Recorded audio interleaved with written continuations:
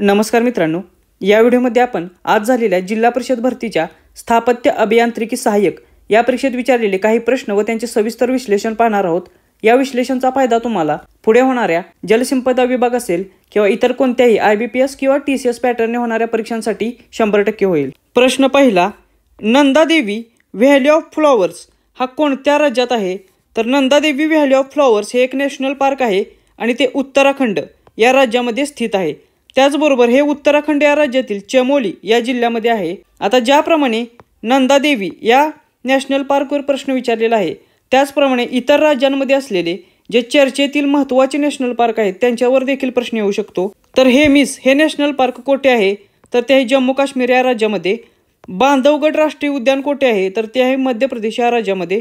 भितरकनिका हे राष्ट्रीय उद्यान कोणत्या राज्यात आहे? तर ते आहे ओडिसा या राज्यामध्ये। नामदफा हे नॅशनल पार्क कोणत्या राज्यात आहे? तर ते आहे अरुणाचल प्रदेश या राज्यामध्ये। आणि सायलेंट व्हॅली हे राष्ट्रीय उद्यान कोणत्या राज्यात येते? तर ते येते केरळ या राज्यामध्ये। तर हे काही महत्त्वाचे चर्चेतील नॅशनल पार्क आहेत, याच्यावर देखील पुढे होणाऱ्या परीक्षांमध्ये प्रश्न येऊ शकतो। प्रश्न दुसरा, महाराष्ट्राचे सध्याचे राज्य निवडणूक आयुक्त कोण आहेत? तर महाराष्ट्राचे सध्याचे राज्य निवडणूक आयुक्त आहेत UPS मदान। UPS मदान हे महाराष्ट्राचे सध्याचे राज्य निवडणूक आयुक्त आहेत। आता त्याचबरोबर महाराष्ट्राचे पहिले राज्य निवडणूक आयुक्त कोण होते असा देखील प्रश्न येऊ शकतो। तर त्याचे उत्तर असेल DN चौधरी। तर डॉक्टर DN चौधरी हे महाराष्ट्र राज्याचे पहिले राज्य निवडणूक आयुक्त होते 1994 ते 99 पर्यंत। त्यानंतर भारताचे पहिले मुख्य निवडणूक आयुक्त कोण होते? तर भारताचे पहिले मुख्य निवडणूक आयुक्त होते सुकुमार सेन हे, त्यामुळे याच्यावर देखील प्रश्न येईल।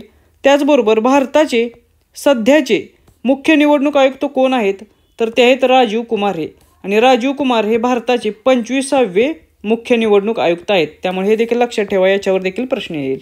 प्रश्न तिसरा, भारत आणि पाकिस्तान यांच्यामध्ये दुसरे युद्ध किती साली लढले गेले? तर भारत आणि पाकिस्तान यांच्यामध्ये दुसरे युद्ध हे 1965 साली लढले गेले। आता भारत आणि पाकिस्तान यांच्यामध्ये आत्तापर्यंत एकूण 4 युद्धे लढली गेलेली आहेत आणि या 4 युद्धांवर प्रश्न येण्याची शक्यता आहे, त्यामुळे ते आपण बघून घेऊया। तर भारत आणि पाकिस्तान यांच्यातील पहिले युद्ध लढले गेले हे 1947 साली आणि याच युद्धाला फर्स्ट काश्मीर वॉर या नावाने देखील ओळखले जाते। त्यामुळे तुम्हाला परीक्षेत असा प्रश्न येऊ शकतो की फर्स्ट काश्मीर वॉर हे कधी लढले गेले? तर ते लढले गेले 1947 साली। त्यानंतर भारत आणि पाकिस्तान यांच्यामध्ये दुसरे युद्ध कधी लढले गेले? तर ते लढले गेले 1965 साली आणि या युद्धाचा शेवट झाला ताशकंद येथील घोषणापत्राने, त्यामुळे हे देखील लक्षात ठेवा, याच्यावर देखील प्रश्न येईल।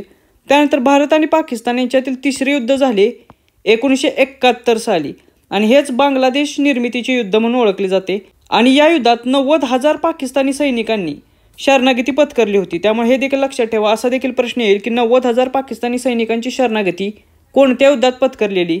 तर 1971चे बांगलादेश निर्मितीचे युद्ध। आणि त्यानंतर भारत आणि पाकिस्तान यांच्यामध्ये चौथे युद्ध लढले गेले होते 1999 साली आणि ते युद्ध कारगिल वॉर किंवा कारगिलचे युद्ध म्हणून ओळखले जाते, त्यामुळे हे देखील लक्षात ठेवा। त्याचबरोबर पहिल्या युद्धाच्या वेळी डॉक्टर जवाहरलाल नेहरू हे पंतप्रधान होते। दुसऱ्या भारत पाकिस्तान युद्धाच्या वेळी लाल बहादूर शास्त्री पंतप्रधान होते।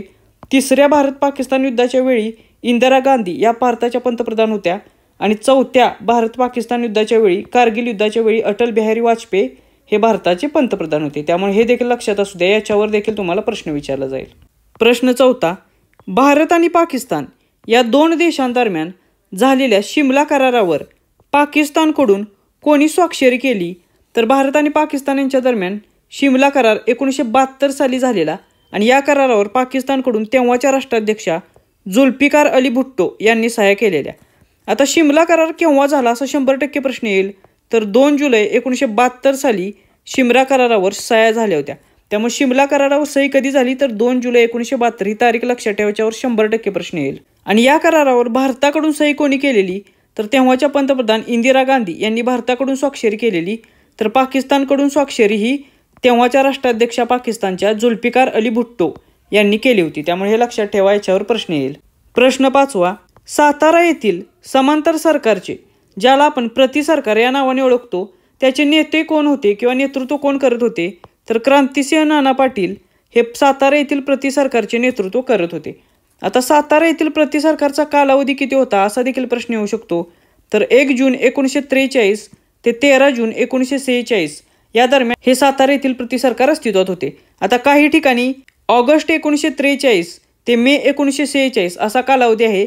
पण सर्वात महत्त्वाची गोष्ट म्हणजे 1943 ते 1946 हा कालावधी लक्षात ठेवा, याच्यावरच प्रश्न विचारला जाईल. त्यानंतर या सातारा प्रति सरकारची राजधानी कोणती होती? तर सांगली जिल्ह्यातील कुंडल ही या प्रति सरकारची राजधानी होती. त्याचबरोबर असा देखील प्रश्न येऊ शकतो की क्रांतिसिंह ही जी पदवी आहे ती नाना पाटील यांना कोणी दिली? तर ही पदवी त्यांना अत्रे, प्रल्हाद केशव अत्रे यांनी दिली होती. त्यामुळे याच्यावर देखील प्रश्न येऊ शकतो. प्रश्न 6वा, डॉक्टर पंजाबराव देशमुख कृषी विद्यापीठ कोणत्या जिल्ह्यात आहे? तर डॉक्टर पंजाबराव देशमुख हे कृषी विद्यापीठ अकोला या जिल्ह्यामध्ये आहे. आणि महाराष्ट्रातील जी काही 4 कृषी विद्यापीठ आहेत त्या संबंधित संपूर्ण माहिती आपण याआधीच काही व्हिडिओमध्ये कव्हर केलेली आहे, तरी देखील त्याची उजळणी एकदा आपण करूया. तर महाराष्ट्रातील पहिले कृषी विद्यापीठ आहे महात्मा ज्योतिबा फुले कृषी विद्यापीठ राहुरी. आणि हे कोणत्या जिल्ह्यात आहे? तर हे आहे अहमदनगर या जिल्ह्यामध्ये. आणि याची स्थापना कधी झालेली? तर 29 मार्च 1968 या दिवशी महात्मा ज्योतिबा फुले कृषी विद्यापीठाची स्थापना झालेली. त्यानंतर डॉक्टर पंजाबराव देशमुख कृषी विद्यापीठ अकोला याची स्थापना कधी झाली? तर ती झाली 20 ऑक्टोबर 1969 रोजी. त्यामुळे हे देखील तारीख लक्षात ठेवा, याच्यावरील प्रश्न येईल. त्यानंतर डॉक्टर बाबासाहेब सावंत कोकण कृषी विद्यापीठ दापोली हे कोणत्या जिल्ह्यात आहे? तर ते आहे रत्नागिरी या जिल्ह्यामध्ये. आणि याची स्थापना 18 मे 1972 रोजी झाली होती. आणि 4थे कृषी विद्यापीठ आहे वसंतराव नाईक कृषी विद्यापीठ परभणी हे. आणि याची स्थापना देखील 18 मे 1972 या दिवशीच करण्यात आलेली आहे. म्हणजे डॉक्टर बाबासाहेब सावंत कोकण कृषी विद्यापीठ दापोली आणि वसंतराव नाईक कृषी विद्यापीठ परभणी यांची स्थापना एकाच दिवशी झालेली आहे. प्रश्न 7वा, सप्टेंबर महिन्यातील ICC player of the month हा पुरस्कार कोणाला जाहीर झाला होता? तर सप्टेंबर या महिन्यातील ICC प्लेयर ऑफ द पुरस्कार मिळाला होता शुभमन गिल या भारतीय क्रिकेटपटूला. आता ज्याप्रमाणे सप्टेंबर या महिन्यावर प्रश्न आलेला आहे त्याचप्रमाणे ICC player of the month October हा पुरस्कार कोणाला मिळाला? तर तो मिळाला रचिन रवींद्र या न्यूझीलंडच्या क्रिकेट प्लेयरला. त्यानंतर ICC player of the month November हा पुरस्कार कोणाला मिळाला? तर तो मिळाला ट्रॅव्हिस हेड या ऑस्ट्रेलियन क्रिकेटपटूला. त्यामुळे ही दोन्ही नावे लक्षात ठेवा, याच्यावर देखील पुढे जाऊन प्रश्न येऊ शकतो. प्रश्न 8वा, माझी कन्या भाग्यश्री या योजनेत 2 मुलींवर किती पैसे राज्य सरकारकडून दिले जातात? तर 2 मुली झाल्यानंतर किती पैसे राज्य सरकारकडून ठेव स्वरूपात ठेवले जातात असा प्रश्न आहे. तर प्रत्येकी 25,000 म्हणजे प्रत्येक मुलीच्या नावे बँक अकाउंट काढून त्या प्रत्येक खात्यात 25,000 म्हणजे असे एकूण 50,000 रुपये 2 मुलींच्या मागे राज्य सरकारकडून जमा केले जातात. आता कन्या माझी भाग्यश्री ही जी योजना आहे ही योजना कधी सुरू झाली याच्यावर देखील प्रश्न येऊ शकतो. तर ही योजना 1 एप्रिल 2016 रोजी चालू झालेली आहे. आणि याचा लाभ काय आहे? तर दर 6 वर्षांनी या योजनेवर जमा झालेले व्याज काढता येते. आणि जेव्हा मुलगी किंवा मुली 18 वर्षांच्या होतील तेव्हा व्याज प्लस मुद्दल ही रक्कम एकरकमी काढता येते. त्यामुळे हे देखील लक्षात ठेवा, याच्यावर देखील प्रश्न येऊ शकतो. त्याचबरोबर ही योजना देखील आपण पाठीमागच्या एका व्हिडिओमध्ये कव्हर केलेली आहे. प्रश्न 9वा, सौभाग्य योजना कोणत्या वर्षी सुरू झाली? तर सौभाग्य योजना जी आहे ती वीज जोडणी संबंधित योजना असून ही 2017 या वर्षी सुरू करण्यात आलेली आहे. तर या योजनेला अजून एक नावाने ओळखली जाते, ते म्हणजे प्रधानमंत्री सहज बिजली हर घर योजना. त्यामुळे हे देखील लक्षात ठेवा, याच्यावर देखील प्रश्न येऊ शकतो. त्याचबरोबर ही योजना 25 सप्टेंबर 2017 या दिवशी चालू झालेली, हे देखील तारीख लक्षात ठेवा.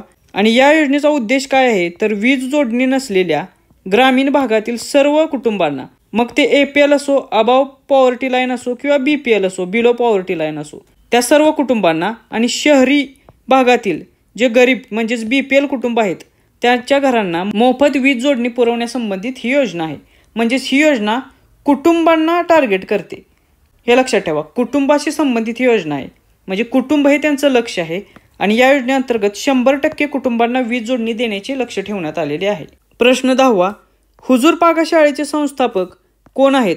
तर हुजूर पागा या शाळेची स्थापना न्यायमूर्ती रानडे, वामन आबाजी मोडक आणि RG भांडारकर इत्यादी समाजसेवकांनी केली होती. आता यापैकी जो पर्याय तुम्हाला प्रश्नाखाली दिलेला असेल ते त्याचे उत्तर असेल. प्रश्न 11वा, महाराष्ट्र राज्य सरकारच्या कोणत्या योजनेसाठी सचिन तेंडुलकरची ब्रँड अँबॅसेडर म्हणून निवड करण्यात आलेली आहे. तर सचिन तेंडुलकरची स्वच्छ मुख अभियान या योजनेसाठी ब्रँड अँबॅसेडर म्हणून निवड करण्यात आलेली आहे. त्याचबरोबर त्याला स्माईल अँबॅसेडर या नावाने देखील ओळखले जाणार आहे. यामुळे हे लक्षात ठेवा, याच्यावर देखील प्रश्न येऊ शकतो. आणि हे जे स्वच्छ मुख अभियान आहे ते कशा संबंधित आहे, तर मौखिक आजार म्हणजे तोंडाचे जे आजार आहेत, उदाहरणार्थ कर्करोग, यांवर नियंत्रण करण्यासाठीचे हे अभियान आहे. त्यामुळे या अभियानावर देखील तुम्हाला प्रश्न येऊ शकतो. आणि ही याची सचिन तेंडुलकर याची जी ब्रँड अँबॅसेडर म्हणून निवड झालेली आहे ती एकूण 5 वर्ष या काळासाठी झालेली आहे. त्यामुळे हा पिरियड देखील लक्षात असू द्या. प्रश्न 12वा, रॅमन मॅग्सेस अवॉर्ड मिळवणारे पहिले भारतीय व्यक्ती कोण होते? तर रॅमन मॅग्सेस हा अवॉर्ड मिळणारे पहिले भारतीय व्यक्ती होते आचार्य विनोबा भावे. हे आचार्य विनोबा भावे हे पहिले भारतीय व्यक्ती आहेत ज्यांना रॅमन मॅग्सेस हा अवॉर्ड मिळालेला होता. त्याचबरोबर सध्याचा लेटेस्ट रॅमन मॅग्सेस अवॉर्ड 2023 हा देखील एका भारतीय व्यक्तीला मिळालेला आहे. त्या अनुषंगाने हा प्रश्न तुम्हाला परीक्षेत विचारला होता. तर सध्याचा अवॉर्ड रॅमन मॅग्सेस अवॉर्ड 2023 हा रवी कन्नन या एका भारतीय व्यक्तीला मिळालेला असून ते डॉक्टर असून त्यांनी आरोग्य क्षेत्रात केलेल्या आरोग्य सेवेसंबंधित हा अवॉर्ड त्यांना मिळालेला आहे. प्रश्न 13वा, श्रीवर्धन किल्ला कोणत्या जिल्ह्यात आहे? तर श्रीवर्धन हा किल्ला पुणे या जिल्ह्यात आहे.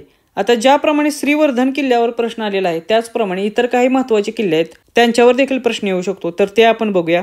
विक्रमगड हा किल्ला कोणत्या जिल्ह्यात आहे? तर तो आहे पालघर या जिल्ह्यामध्ये. अंजनेरी हा किल्ला कोणत्या जिल्ह्यात आहे? तर तो आहे नाशिक या जिल्ह्यामध्ये. बहादूरगड हा किल्ला कोणत्या जिल्ह्यात आहे? तर तो आहे अहमदनगर या जिल्ह्यामध्ये. त्यानंतर सज्जनगड आणि मकरंदगड हे किल्ले कोणत्या जिल्ह्यात आहेत? तर ते आहेत सातारा या जिल्ह्यामध्ये. आणि पांडवगड हा किल्ला कोणत्या जिल्ह्यात आहे? तर तो आहे कोल्हापूर या जिल्ह्यामध्ये. तर हे काही महत्त्वाचे किल्ले आहेत, याच्यावर देखील परीक्षेत प्रश्न विचारले जाऊ शकतात. तर असे हे 13 प्रश्न होते जे सेकंड शिफ्टला आजच्या पेपरमध्ये विचारण्यात आले होते. त्यानंतर प्रत्येकी 2 प्रश्न हे जिल्ह्यावर विचारण्यात आले होते, हे देखील लक्षात ठेवा.